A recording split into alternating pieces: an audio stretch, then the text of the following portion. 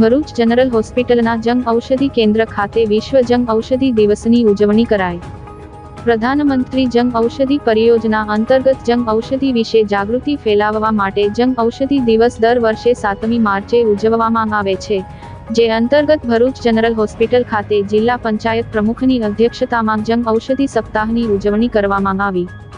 7મી માર્ચે વિશ્વ જન ઔષધિ દિવસ ઉજવણી કરવામાં આવે છે, જે અંતર્ગત પ્રધાનમંત્રી ભારતીય જન ઔષધિ પરિયોજના અંતર્ગત ભરૂચ જનરલ હોસ્પિટલ ખાતે જિલ્લા પંચાયત પ્રમુખ મહેન્દ્રસિંહ વાંસદિયા અને જિલ્લા આરોગ્ય વિભાગના ચેરમેન અનિલ વસાવા, જિલ્લા આરોગ્ય અધિકારી ડોક્ટર જે.એસ. દુલેરા સહિતનાઓની ઉપસ્થિતિમાં જન ઔષધિ સપ્તાહની ઉજવણી કરવામાં આવી હતી।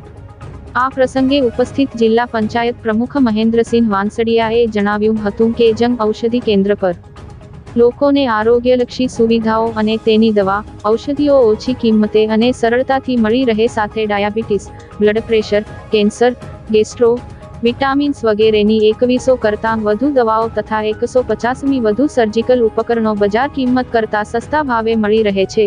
કેન્દ્રમાં દવાઓ બ્રાન્ડેડ કંપનીની દવાઓ કરતાં સસ્તી પડે છે, આથી જેનેરિક દવાનો ઉપયોગ કરવા પણ તેમણે અનુરોધ કર્યો હતો। આ પ્રસંગે ઉપસ્થિતોના હસ્તે બહેનોને સેનિટરી પેડનું વિતરણ કરવામાં આવ્યું હતું। ડોક્ટર જે.કે. જૈન, નિવૃત્ત deputy director health services government of Gujarat. છેલ્લા 2016થી હું અહીં જન ઔષધિની દવા લઉં છું। Diabetes, cholesterol, cancer